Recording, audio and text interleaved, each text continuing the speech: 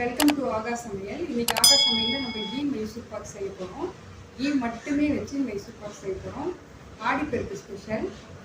சுத்தமான கடலை மாவு 300 கிராம், சர்க்கரை 600 கிராம், அதுக்கு டபுளாக எடுத்துக்கணும்.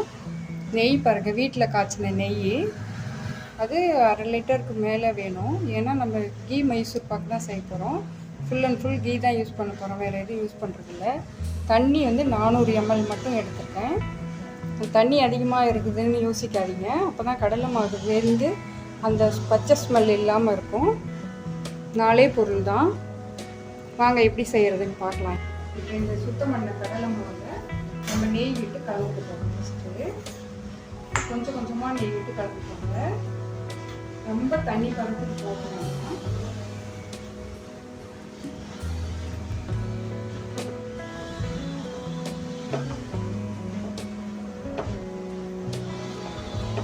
மெதுவாக கலந்துக்கோங்க, கட்டி இல்லாமல் இருக்கட்டும். ஃப்ரீ ஃப்ளோயிங் கன்சிஸ்டன்சியில் இருக்கட்டும். இது தனியாக வச்சுக்கணும். பிளேட் என்கிட்ட மைசூர் பாக் பிளேட் இருக்குது. இதில் வந்து கீ வந்து க்ரீஸ் கொடுக்கலாம். அதுக்கப்புறம் டைம் இல்லாமல் போயிடுச்சு, அதனால இப்படியே க்ரீஸ் பண்ணி ரெடியாக வச்சுருக்கோம். கலந்த உடனே இது கட்டிடலாம். க்ரீஸ் பண்ணிங்கன்னா கட் பண்ணி எடுக்கும்போது மைசூர் பாக் வந்து இதில் ஒட்டாமல் வரும். அதுக்காக தான் க்ரீஸ் பண்ணிக்கணும். எல்லா இடத்துக்கும் பரவற மாதிரி இருக்கணும், அதிகமாக இருக்கணும். கடாயை எடுத்துல வச்சுக்கலாம். அடி கனமான கடாயை எடுத்துக்கோங்க. நான் வந்து நான்ஸ்டிக் எடுத்துட்டேன். உங்கள்கிட்ட நான்ஸ்டிக் எடுத்தால் எடுத்துக்கோங்க. ஒட்டாமல் அடிப்பிடிக்காமல் வரும். 600 கிராம் சர்க்கரையும் முட்டுக்க சேர்த்துக்கோங்க. இப்போ 400 ml தண்ணி அள்ளி சேர்த்துக்கணும்.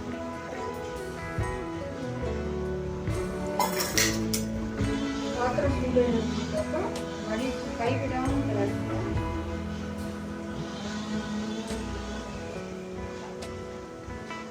சர்க்கரையெல்லாம் கரைஞ்சி வந்துட்டு கரைஞ்சிச்சு. சர்க்கரை கரைஞ்ச உடனே 2 ஸ்பூன் பால் விடணும். இந்த பால் வந்து இந்த சர்க்கரையில் இருக்க அழுத்தை வந்து கொண்டு வந்துடும். அது மேலாக எடுத்துடலாம் வடிகட்டி. அதுக்காக தான் பால் விடுறது.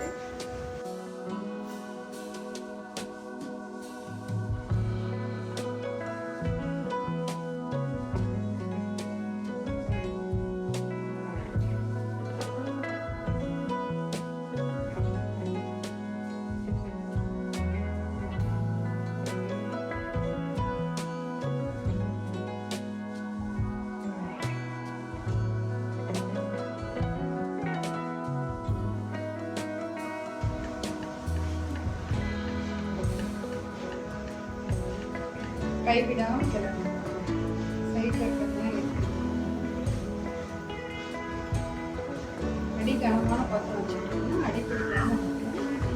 வேக வேக கொஞ்சம் கொஞ்சமாக நெய் விட்டுக்கோங்க. நெய்யை உருக்கி வச்சுருக்கேன். நெய்யை வச்சுக்கோங்க. இது உருக்கினா வெயிலில் கொஞ்சம் நேரம் வச்சு எடுத்தோம்னா உருக்கிடும். யூஸ் பண்ணுவேன். இல்லைன்னா தண்ணி கொதிக்க வச்சு பாத்திரத்தை கொதிக்க அந்த பாத்திரத்தில் வந்து நெய் பாத்திரத்தை வச்சுக்கோங்க. மெல்ட் ஆகிடும். ஒரு நெய் விடும்போதும் நெய் அதில் கலந்த வேட்டி கலந்த வேட்டி ஒரு பிளேட் ரெடியாக வச்சுக்கோங்க.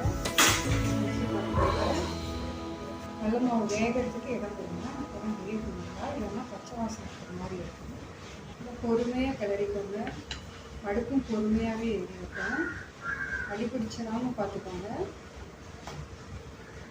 இப்போ பாருங்கள், நெய்யை உள்ளே இழுக்கிறதுக்கு லேட் ஆகுது. இந்த மைசூர் பாக்கு வெந்து வருதுன்னு அர்த்தம். இந்த மாதிரி ஒரு பதம் வரும்போது நீங்கள் எடுத்து பிளேட் பண்ணிக்கோங்க.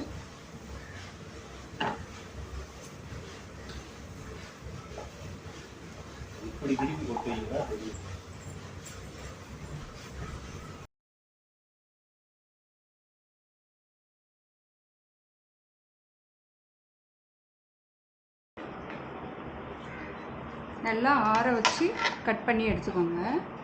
பாருங்கள் எவ்வளோ சாஃப்டாக எப்படி வருது பாருங்கள் பீசஸ்ஸு. பாருங்கள் எவ்வளோ சாஃப்டான நெய் மைசூர் பாக்கு. உங்கள் வீட்லேயும் நீங்கள் ட்ரை பண்ணுங்கள். நெய் பிடிக்காதவங்க வேணும்னா வாசம் இல்லாத ஆயில் போட்டு ட்ரை பண்ணுங்கள். ஆனால் நெய் தான் சாப்பிட்றதுக்கு நல்லாயிருக்கும். ட்ரை பண்ணுங்கள். தேங்க்யூ.